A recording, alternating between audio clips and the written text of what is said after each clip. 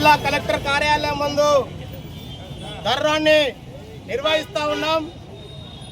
ఏదైతే కూటమి ప్రభుత్వం 2024 సాధారణ ఎన్నికల్లో రజక వృత్తిదారులకు ఇచ్చిన హామీలను నెరవేర్చాలి.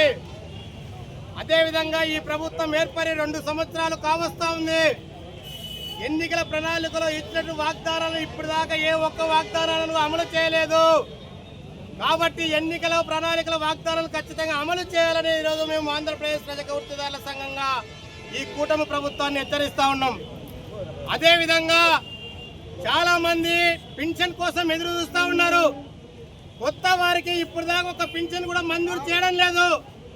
కాబట్టి వితంతు వికలాంగులకు అదేవిధంగా 50 సంవత్సరాలు నిండిన ప్రతి రజక వృత్తిదారునికి కొత్త వారికి పింఛన్ తక్షణమే మంజూరు చేయాలని, ఇల్లు లేనటువంటి ప్రతి రజక వృత్తిదారునికి 2 సెంట్ల ఇల్లు స్థలాన్ని ఇచ్చి ఇల్లు నిర్మించి ఇవ్వాలని, ఎస్సీ ఎస్టీ తరహాలో సామాజిక రక్షణ చట్టాన్ని ఏర్పాటు చేయాలని, విశ్వకర్మ కౌశల్య యోజన పథకం ద్వారా ఇప్పటికే ట్రైనింగ్ పొందినటువంటి వాళ్ళకి రుణాలు పనిముట్లు ఇవ్వాలి.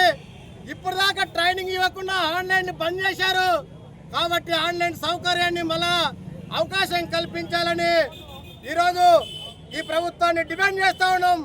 అంతేకాదు రజక సంక్షేమం కొరకు నిధులు కేటాయిస్తామని చెప్పారు. మొన్న మార్చిలో ఫిబ్రవరి 15వ తారీఖు ఈ ప్రభుత్వం వార్షిక బడ్జెట్ను ప్రవేశపెట్టింది.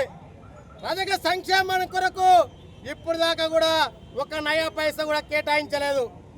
ఆదరణ 3 కోసం 1000 కోట్ల నిధులు కేటాయించామని శాసనసభలో ఆర్థిక శాఖ మంత్రి చెప్తే, బీసీ సంక్షేమ శాఖ మంత్రి ఆదరణ 3 ద్వారా కేటాయించినటువంటి డబ్బులని వృత్తిదారులను పారిశ్రామికవేత్తలుగా చేస్తానని చెప్పింది.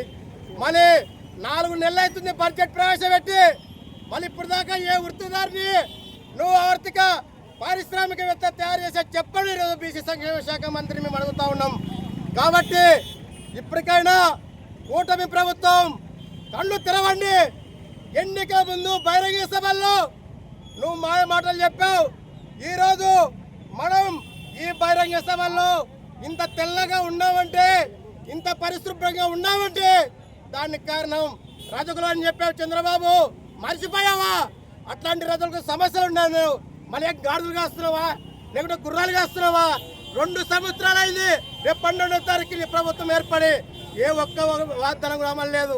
ఈరోజు సంక్షేమం కొరకు కార్పొరేషన్ ఉంది, దానికి ఒక చైర్మన్ కేటాయించారు. కానీ చైర్మన్ జీతం తప్ప దానికి నిధులు లేవు. రజక కార్పొరేషన్ చైర్మన్ ఇప్పటికైనా ఈ రాష్ట్రంలో ఉన్నటువంటి అన్ని సంఘాలని కలుపుకొని ప్రభుత్వం దగ్గరికి తీసుకెళ్లి ఈ సమస్యల పరిష్కారం కొరకు మీరు బద్దులు కావాలని తెలియజేస్తూ, రాబోయే కాలంలో రజక వృత్తిదారుల సమస్యలు పరిష్కరించకపోతే తస్మాత్ జాగ్రత్త, గత ప్రభుత్వాలకు కట్టిన పదే కడుతుందని ఈరోజు హెచ్చరిస్తూ కూటమి ప్రభుత్వం ఎన్నికలను తక్షణమే అమలు చేయాలని కోరుతా ఉన్నాం. నా పేరు గురిశేఖర్, ఏపీ రజక వృత్తిదారుల సంఘం రాష్ట్ర అధ్యక్షుడు.